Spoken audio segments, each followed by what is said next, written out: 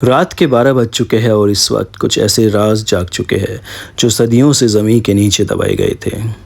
एक चुड़ैल जिसकी कोख में मौत पली थी, एक पिशाचनी जो सिर्फ खून से भूख मिटाती थी, और एक काला जादूगर जिसके मंत्रों से कब्रिस्तान भी कांप उठता था।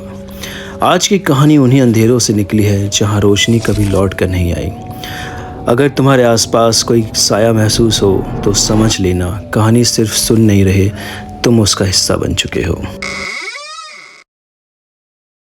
क्या आपने कभी किसी को बिना हाथ लगाए हुए मारते हुए देखा है? क्या आपको पता है कुछ ऐसे मंत्र होते हैं जो इंसान को जिंदा ही खोखला कर देते हैं। ये कोई फिल्म नहीं, ये एक सच है, काला जादू का सच। हेलो दोस्तों, मैं हूं दिराज सिंह और आप देख रहे हैं द आवाज रूम। आज मैं सुनाऊंगा आपको ऐसी एक काले जादू की कहानी जिसने एक जिंदगी नहीं, पूरा परिवार ही छीन लिया। कुछ चीजें सिर्फ अंधेरे में होती है और उनके बारे में बोलना भी मना है। काला जादू एक ऐसी कला है जिसे सीखने वाला इंसान कभी इंसान नहीं रहता। ये मंत्रों और बलियों की वो दुनिया है जहाँ हर इच्छा की कीमत सिर्फ किसी की जिंदगी होती है। कहा जाता है अगर किसी ने आप पे काला जादू किया है तो उसका तोड़ सिर्फ आपकी मौत है। सो दोस्तों, ये जो कहानी है ये एक परिवार की है जो इंदौर शहर में रहता है और इस परिवार में 4 लोग होते हैं। नेहा, उसका छोटा भाई, उसके मम्मी पापा। तो ये जो कहानी है नेहा की कहानी है। तो मैं आपको नेहा के बारे में थोड़ा सा बैकग्राउंड बता देता हूँ। नेहा जो होती है अपने स्कूल एकेडमिक्स में काफ़ी ब्राइट रहती है और 12th में काफ़ी अच्छे परसेंटेज के साथ पास आउट होती है। 12th पास करने के बाद ही कॉलेज के फर्स्ट ईयर में एडमिशन लेती है। और नेहा जो होती है ये मतलब अपने स्पोर्ट्स एकेडमी वगैरह में भी काफ़ी अच्छी रहती है। नेहा का जो होता है अब 18th बर्थडे आने वाला होता है और बर्थडे में नेहा सारे अपने जितने भी इनकी क्लोज रिलेटिव वो फ्रेंड्स होते हैं सबको बुलाती है। तो नेहा की एक बुआ भी होती है जो कोलकाता रहती है और नेहा काफ़ी अटैच रहती है इन बुआ से और बुआ भी काफ़ी प्यार करती है नेहा को। लेकिन बुआ की जो शादी नहीं होती, बुआ भी अनमैरिड ही रहती है। तो कोलकाता से इंदौर इसकी बुआ आती है इसके बर्थडे के लिए।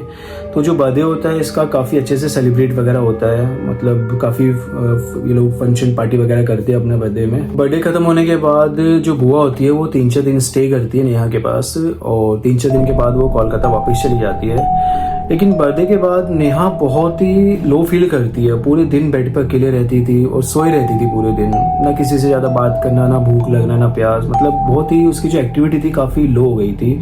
कॉलेज वॉलेज जाना भी उसने अपना बंद कर दिया था। नेहा जो थी बहुत ही एक्टिव लड़की थी जो कॉलेज से आने के बाद भी अपनी मदर की हेल्प करती थी। लेकिन अभी वो पूरे दिन बेड पे रहती है और मतलब सिर्फ पूरे दिन आराम करती है, लेटी रहती है, ना अपनी मम्मी से ज़्यादा बात करती है। उसका छोटा भाई था एक, उसके साथ भी खेलता था लेकिन उस छोटे भाई से भी ज़्यादा बातचीत नहीं रहती थी और मतलब पूरी एक्टिविटी उसने कम्प्लीटली बंद कर दी थी। नेहा का वेट होता है वो भी डे बाय डे गिरने लगता है और इसके चेहरे पे बिल्कुल भी रौनक नहीं रहती है। तो इसके मम्मी पापा थोड़ा टेंशन में आ जाते हैं तो लोकल डॉक्टर को वो लोग कंसल्ट करते हैं और उसकी थोड़ी दवाइयाँ वगैरह चलवाते हैं, लेकिन दवाइयों से भी इतना बेनिफिट होता नहीं है इसको। तो एक दिन क्या होता है, इसके फादर जो होते हैं वो शाम के टाइम चिकन लेकर आते हैं बनवाने के लिए। तो ये इसके फादर तकरीबन 1 से 1.5 किलो चिकन लेकर आते हैं। तो इसके घर में सिर्फ इसकी मदर और फादर और नेहा का जो छोटा भाई है वही चिकन खाते हैं। हालांकि नेहा ने आज तक चिकन को कभी हाथ नहीं लगाया था। लेकिन फिर चिकन बनने के बाद नेहा जो है अपनी मदर को बोलती है कि आज मम्मी मैं भी चिकन खाऊंगी थोड़ा सा। तो उसकी मम्मी थोड़ा देती है चिकन वगैरह। लेकिन नेहा क्या होती है, जैसे कि उसके जो फादर होते हैं वो 1 से 1.5 किलो चिकन लाते हैं, नेहा अकेले ही 1 किलो चिकन पूरा खा जाती है। हालांकि ये सब देख के इसके मम्मी पापा काफ़ी हैरान हो जाते हैं। जिस लड़की ने आज तक चिकन को हाथ नहीं लगाया होता, उसको इवन स्मेल से भी प्रॉब्लम होती थी चिकन की। लेकिन उस दिन नेहा ने 1 किलो चिकन अकेले ही खा लिया।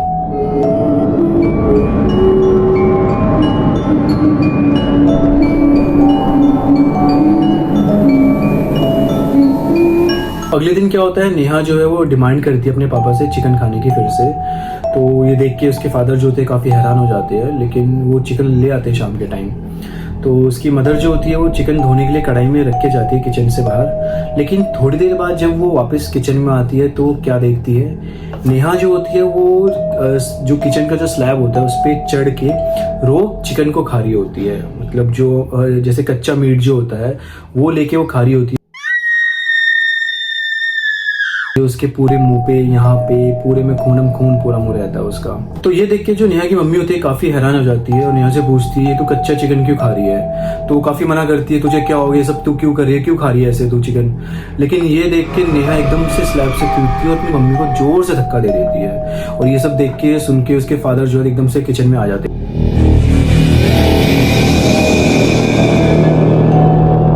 तो ये सब देख के उसके फादर पूछते हैं नेहा से कि बेटा क्या हो गया, तो ऐसे क्या हरकतें क्यों कर रही है, तू कच्चा चिकन क्यों खा रही है। तो काफ़ी ज़ोर से चिकन चिल्ली करते हैं, उसके पापा पूछते हैं। तो ये सब देख के जो उसका छोटा भाई होता है वो भी आ जाता है। तो ये सब देख के काफ़ी डर सा जाता है, जो छोटा मतलब उसका जो भाई होता है वो ज़्यादा बड़ा भी नहीं होता है, 8-10 साल का ही होता है। तो वो अपनी दीदी के पास जाता है, वो पूछते दीदी आप ऐसा क्यों कर रहे हो, आप ये क्यों खा रहे हो, और रो रहा होता है। तो फिर जो नेहा होती है वो एकदम से आती है, अपने भाई को यहाँ से पकड़ती है और साफ ऐसे उठा देती है।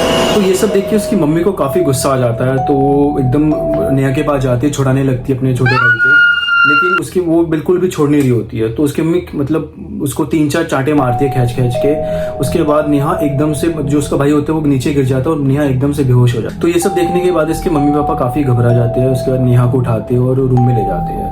तो नेहा पे मतलब एक छींटे वीटे मारते हैं पानी के, लेकिन उसको तब भी कोई होश वगैरह नहीं आता। लेकिन 1-2 घंटे बाद नेहा को फिर से होश आता है। फिर उसकी मम्मी पूछती है कि बेटा क्या हुआ, तूने ऐसी हरकतें क्यों करी। तो नेहा कहती है क्या हुआ मम्मा, मुझे तो कुछ भी नहीं हुआ, आप किस बारे में बात कर रहे हो। उसके बाद उसकी मम्मी नेहा को बताती है कि बेटा तूने ऐसे ऐसे किया, तू कच्चा चिकन खा रही थी, तूने अपने भाई को भी मारा, भाई को मतलब गला दबा के तूने साफ उठा दिया था उसको। तो नेहा कहती है मम्मी मैंने तो ऐसा कुछ भी नहीं किया। तो नेहा भी थोड़ा शॉक में हो जाती है कि किस बारे में बात कर रहे हैं। फिर नेहा थोड़ी देर में अपने आप को मिरर में देखती है, तो उसके पूरे मुंह पे जो चिकन का ब्लड होता है वो यहाँ पे पूरा लगा होता है। तो नेहा भी ये सब देख के घबरा जाती है। लेकिन नेहा को उसका थोड़ा सा हेडेक होने लगता है, मतलब सर में दर्द होता है, तो वो सोने चली जाती है। उसके बाद नेहा 9-9:30 तक सो जाती है अपना। और उसके बाद उसके जो मम्मी पापा होते हैं वो भी ये सब डिस्कस करते हैं कि नेहा को क्या हुआ है नहीं हुआ है, मतलब सोचते हैं कि चलो सुबह बात करते हैं इस बारे में। तो उसके मम्मी पापा भी सोने चले जाते हैं। अब क्या होता है, रात को 12 बजे के आसपास फिर से नेहा की आंख खुलती है और वो मम्मी के रूम में जाती है अपने, और दरवाज़ा नॉक करती है टक टक करके। उसकी मम्मी उठ के बेड पे बैठती है। तो नेहा के जो बाल होते हैं पूरे बिखरे हुए होते हैं ऐसे। तो नेहा जो होती है अपनी मम्मी को बोलती है, ए बुढ़िया तूने मुझे मुर्गा खाने से क्यों रोका, मुझे मुर्गा भी खाना है। उसके बाद नेहा के जो पापा होते हैं वो जल्दी से उठते बेड से और नेहा को पकड़ने लगते हैं। तो अपने पापा को भी धक्का दे देती है। उसके बाद वो दीवार में जाके अपना सर को बहुत जोर से मारने लगती है, मतलब इतनी जोर से मारती है उसके यहाँ पे कट आ जाता है, ब्लड आने लगता है। उसके बाद इसके पापा ये सब देख के घबरा, जो इसके पापा होते हैं वो दौड़ के मंदिर में जाते हैं और वहाँ से गंगा जल लेकर आते हैं और नेहा के ऊपर 2-4 छींटे मारते हैं, लेकिन फिर भी कंट्रोल में नहीं आती है वो। उसके बाद फिर से छींटे मारते हैं। उसके बाद वो थोड़ा सा मतलब कंट्रोल में आती है। उसके बाद वो बेहोश हो जाती है तुरंत। लेकिन इसके पापा घबरा जाते हैं। इसकी मम्मी काफ़ी रोने लगती है कि क्या हुआ मेरी बच्ची को, ये क्यों ऐसे कर रही है, कौन सा साया इसके ऊपर आया है। तो इसके पापा के एक दोस्त होते हैं भगत जी, तो ये उनको फ़ोन करते हैं रात को।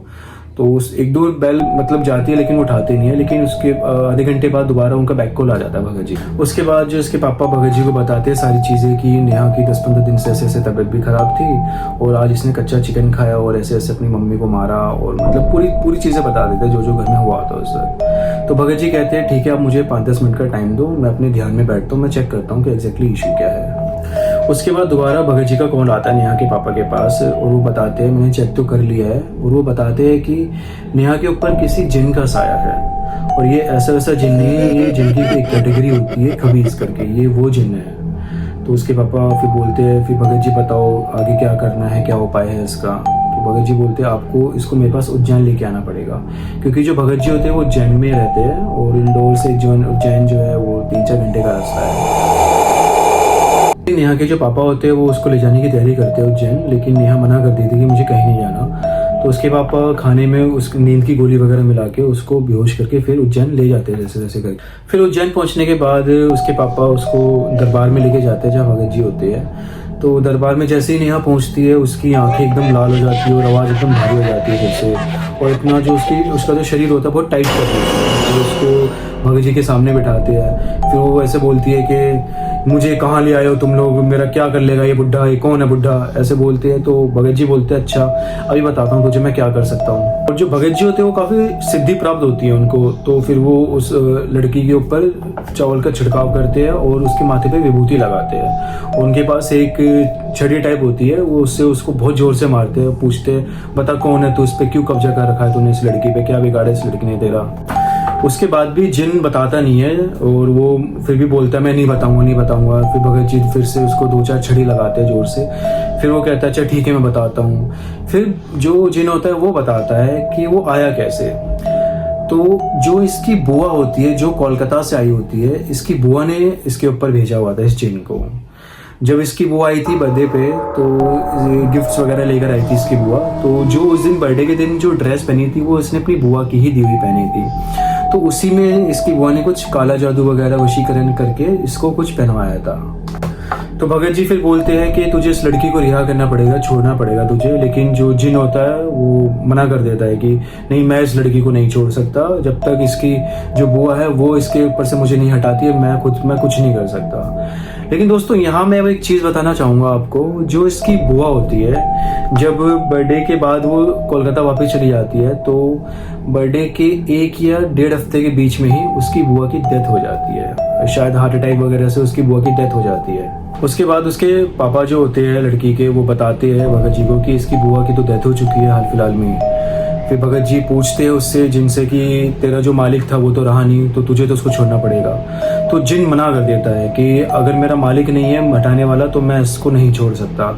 अब जो है मैं इसी लड़की के पास रहूँगा, तुम जो मर्जी कर लो, मैं उसको नहीं छोड़ूंगा। फिर भी भगत जी काफ़ी अपनी विधि वगैरह इस्तेमाल करते हैं और उसको मतलब कंट्रोल करने की कोशिश करते हैं। तो उस सब के लिए तो थोड़ा जो जिन होता है वो शांत हो जाता है, लेकिन वो अभी भी पूरी तरीके से शांत नहीं होता। तो इसके पापा मतलब इसके भगत जी जो होते हैं वो इसके पापा को कुछ देते हैं लड़की को पहनाने के लिए कि जब तक इसके गले में ये जो लॉकेट है ये रहेगा, जब तक ये थोड़ा शांत रहेगा जिन। बाकी भगत जी के भी हाथ में वो उतना कंट्रोल नहीं था इसको भगाने के लिए या उसके मतलब रिहा करने के लिए। उसके बाद इसके पापा नेहा को वापस लेके इंदौर आ जाते हैं। थोड़ा टाइम बीतता है, थोड़ा दिन शांत रहता है वो जिन, लेकिन फिर से बीच बीच में नेहा चिल्लाने लगती है, वही हरकतें रिपीट करती है। इसके बाद काफ़ी जगह इसके पापा ने दिखवाया, मतलब मज़ारों पे भी दिखवाया, काफ़ी पंडितों पे दिखवाया, लेकिन अभी तक इसका कोई असर, कोई तोड़ नहीं निकल पाया दोस्तों। तो मैं यही बताना चाहूँगा, जो वशीकरण होता है, जो काला जादू होता है, ये एक तरीके से इंसान को, उसके परिवार को तोड़ के रख देता है। तो कहीं ना कहीं अभी भी नेहा के ऊपर उस जिन का साया है, क्योंकि आज भी उसके घर में जब शाम के टाइम दिया जलता है तो अपने आप बुझ जाता है। सो दोस्तों ये थी आज की कहानी, जिसमें काला जादू ने पूरे एक परिवार को सब कुछ तहस नहस सब बर्बाद कर दिया। तो ये था द आवाज रूम से एक और डरावना किस्सा। वीडियो अगर पसंद आया तो इसको लाइक करें, सब्सक्राइब करें, क्योंकि अगला एपिसोड इससे भी डरावना होगा।